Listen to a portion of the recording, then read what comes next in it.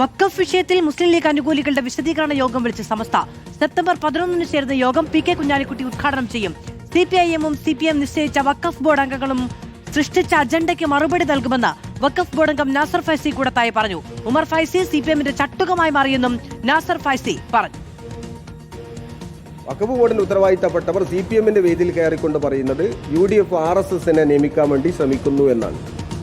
ഇവിടെ രസകരമായിരിക്കുന്നൊരു കാര്യം, സ്വയം കള്ളന്മാർ കള്ളൻ എന്ന് വിളിച്ചുകൊണ്ട് കള്ളനെ തേടുന്ന പ്രഹസനപരമായിരിക്കുന്നൊരു സമീപനമാണ് നമ്മൾ കാണുന്നത്. UDF-നെ ആവശ്യമില്ലാത്ത വിഷയത്തിലേക്ക് എഴുന്നള്ളിച്ചുകൊണ്ട് സമസ്തയിൽ രാഷ്ട്രീയപരമായ ചില ആളുകളുടെ ചട്ടുകമായി മാറുന്ന പ്രവണത നന്നായില്ല.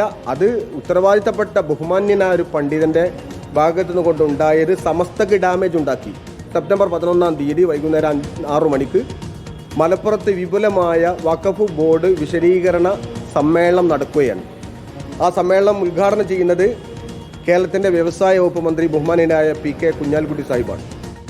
AK അഭിലാഷ് വിവരങ്ങളുമായി ചേരുകയാണ്. AK അഭിലാഷ്, ഈ വഖഫ് ബോർഡ് അംഗങ്ങളുടെ നിയമനവുമായി ബന്ധപ്പെട്ട് അങ്ങോട്ടും ഇങ്ങോട്ടുമുള്ള അവകാശവാദങ്ങൾ നടക്കുന്നതിനിടെയാണ് ഇപ്പോൾ കഴിഞ്ഞ ദിവസമാണ് ഹൈക്കോടതിയിൽ സർക്കാർ നിലപാടെടുത്തത്. സുപ്രീം കോടതിയിൽ നിന്ന് അന്തിമ തീരുമാനം വരുന്നതിന് ശേഷമായിരിക്കും സർക്കാർ ഈ കാര്യത്തിൽ നിലപാടെടുക്കുക എന്നത്.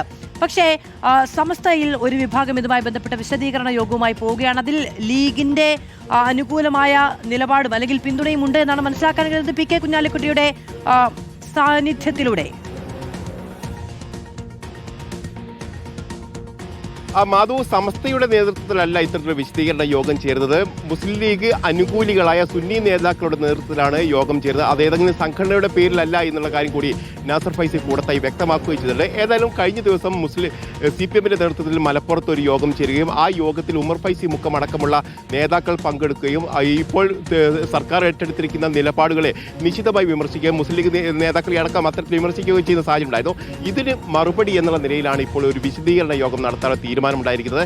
സെപ്റ്റംബർ 11 വൈകിട്ടായിരിക്കും ഈ യോഗം നടക്കുക. PK കുഞ്ഞാലിക്കുട്ടി മന്ത്രി തന്നെയായിരിക്കും ഈ യോഗം ഉദ്ഘാടനം ചെയ്യുക എന്നാണ് അറിയിച്ചിരിക്കുന്നത്. അതോടൊപ്പം തന്നെ നൌഷാദ് അലി അടക്കമുള്ള MLA-മാരും ഈ യോഗത്തിൽ പങ്കെടുക്കുമെന്നുള്ള കാര്യം കൂടി ഇപ്പോൾ വ്യക്തമാക്കുകയും ചെയ്തിട്ടുണ്ട്. ഇതിൽ ഏറ്റവും പ്രധാനപ്പെട്ട കാര്യം ഉമർ ഫൈസി മുഖം ഈ CPM-ന്റെ ചട്ടുകമായി മാറിയെന്നും ഈ വഖഫ് ബോർഡ് അംഗങ്ങളും CPM-ഉം ഈ സർക്കാരിനെതിരെയും അതോടൊപ്പം തന്നെ മറ്റ് മുസ്ലിം ലീഗിനെതിരെയും ഒക്കെ വലിയ തരത്തിൽ വിമർശനം ഉന്നയിക്കുകയും ചെയ്തു. ഇതിന് മറുപടി നൽകുക എന്നുള്ള ഉദ്ദേശ ലക്ഷ്യത്തോടു കൂടിയാണ് ഇത്തരം വിശദീകരണ യോഗം ചേരുകയും ചെയ്തത്.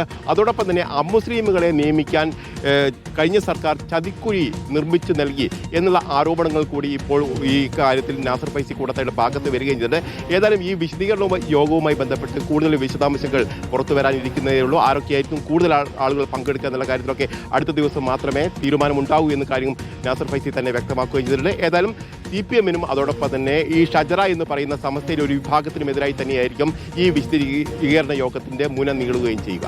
AK അഭിലാഷാണ് വിവരങ്ങൾ നൽകിയത്.